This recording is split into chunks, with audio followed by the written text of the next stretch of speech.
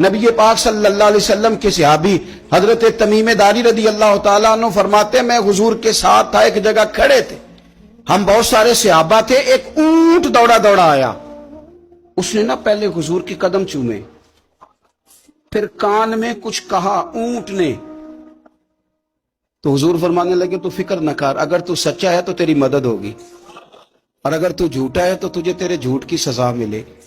یعنی میں کیسے اس بندے کو سمجھاؤں، میں کیسے اسے سمجھاؤں، کمیٹی ڈال کے رو کے درد سے ادھار لے کے کوئی مدینے گیا، اور ماڑا بندہ اور اس کی تڑپ ہے کہ میں سونے کو اپنے دکھ سناؤں، تو وہ کھڑا ہوا تو ایک صاحب اسے کہنے لگے یہ معاذ اللہ سنتے نہیں تو کس کو سنا رہا ہے، چپ کر، کنٹرول کر اپنی زبان کو، اگر دین نہیں آتا تو نبی پاک سے محبت کرنے والوں کے دل نہ توڑ۔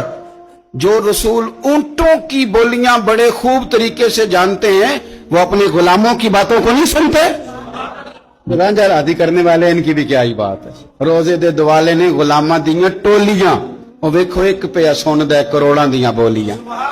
اونٹ آیا، آ کے اس نے پہلے قدم چومے، کان میں کچھ کہا، حضور نے فرمایا تو فکر نہ کر، اگر تو سچا ہے تو جیسے تو کہتا ہے ویسے ہو جائے گا، اور اگر تو جھوٹا ہے تو پھر تجھے تیرے جھوٹ کی سزا بھی ملے گی۔ تھوڑی دیر گزری تو حضرت تمیم داری رضی اللہ تعالیٰ عنہ فرماتے ہیں کچھ لوگ دوڑے دوڑے آئے، عرض کرنے لگے حضور یہ ہمارا اونٹ بھاگ آیا ہے اور 3 دن سے بھاگا ہے، مل نہیں رہا۔ حضور فرمانے لگے یہ تو تمہاری شکایت کر رہا ہے، یہ تو کہہ رہا ہے یا رسول اللہ میں نے گرمی سردی میں ان کی خدمت کی، اور جب میں بوڑھا ہو گیا تو انہوں نے مجھے افزائش نسل کے لیے رکھ لیا، میری نسل سے ان کے کتنے اونٹ پیدا ہوئے، اب میں بوڑھا ہو گیا ہوں تو مجھے کاٹ کے ذبح کر کے کھانا چاہتے ہیں۔ اس نے کان میں کہا، حضور نے ترجمہ کہہ کے بتایا، کریم رسول فرمانے لگے بولو تم کیا کہتے ہو؟ کہنے لگے سونیا جی جس نے جو آپ کو بتایا نا بالکل ہی سچ بتایا ہے۔ ابو داؤد شریف کی حدیث عرض کر رہا ہوں، حضور بالکل ایسے ہی ہے، گرمی سردی میں اس نے کام کیا، پھر ہم نے اس سے بڑے افزائش نسل کا کام لیا، حضور ذبح کرنا چاہتے ہیں۔ تو نبی پاک فرمانے لگے اتنی جو خدمت کرے اس کا صلہ پھر چھری ہے کہ تم اچھا صلہ دے رہے ہو؟ کہنے لگے حضور ہم کچھ نہیں کہتے، ذبح بھی نہیں کرتے، آپ اس کو دے دیں۔ حضور فرمانے لگے اب نہیں میں تم پہ اعتماد کرتا، اس طرح کرو میرے ہاتھ بیچ دو۔ 100 دینار کا میرے نبی پاک نے اونٹ خرید لیا۔ حضور نے نا اونٹ کو تھپکی دی، فرمایا جا تو آزاد ہے۔ اونٹ نے نا پتہ نہیں کیا باتیں کی، ایک بات کی تو حضور نے فرمایا آمین، دوسری کی تو کہا آمین، تیسری کی دعا کی تو کہا آمین، چوتھی بات اونٹ نے کی تو نبی پاک رو پڑے۔ اونٹ چلا گیا، صحابہ کہتے ہیں عرض کی یا رسول اللہ اونٹ نے کیا کہا ہے؟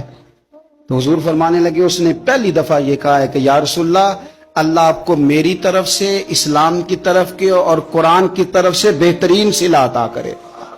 تو میں نے کہا آمین، اور پھر اس نے کہا دوسری دعا دی، اے اللہ کے پیارے رسول صلی اللہ علیہ وسلم جس طرح آپ نے آج میرا خوف دور کیا ہے، میں دعا کرتا ہوں اللہ آپ کی امت سے قیامت کا خوف دور کرے۔ اور میں نے کہا آمین، تو نبی پاک صلی اللہ تعالی علیہ وآلہ وسلم فرماتے ہیں پھر اس نے تیسری دعا کی، عرض کی یا رسول اللہ صلی اللہ تعالی علیہ وسلم جس طرح آج آپ نے میرا خون بچایا ہے، سنیا میری دعا ہے رب تیری امت کا خون محفوظ کرے۔ تو میں نے کہا آمین۔ حضور فرماتے ہیں پھر اس نے چوتھی دعا کی، یا رسول اللہ میری دعا ہے آپ کی امت لڑے نہ، جنگ و جدال نہ کرے، آپس میں گلے نہ کاٹے۔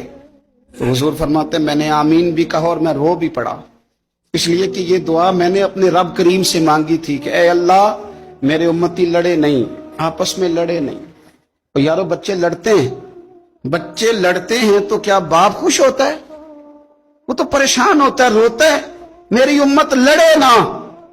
تو میرے رب کریم نے فرمایا محبوب یہ دعا مجھ سے نہ مانگیے، یہ خدا کی حکمت کا تقاضا ہے، یہ لڑیں گے۔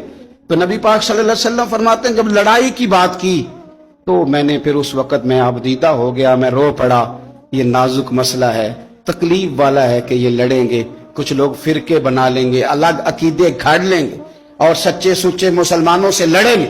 میرے بھائی یاد رکھ لیں کہ رسول پاک تو جانور اندھیرے میں ڈوب جائے تو نکال دیتے ہیں، تو امتی کیوں کہیں اور روشنی تلاش کرتا پھرتا ہے؟ وہ روز کہے کہ ماہ مدینہ اپنی تجلی عطا کرے.